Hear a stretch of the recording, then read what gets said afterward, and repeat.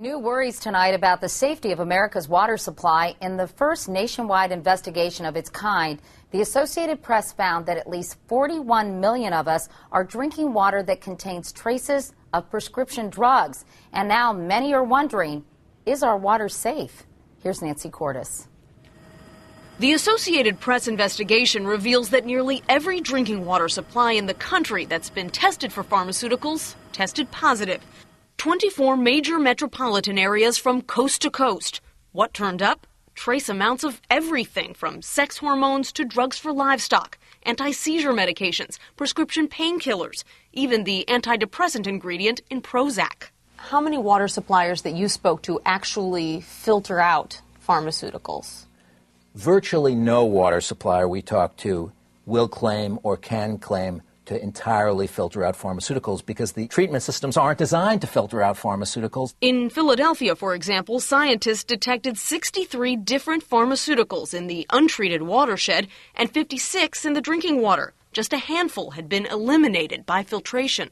The EPA doesn't yet even require water providers to test for them. Prescriptions have risen by 13% in the past 5 years to 3.8 billion a year, and Americans buy nearly as many non-prescription drugs. It all gets flushed through our bodies and into the water supply.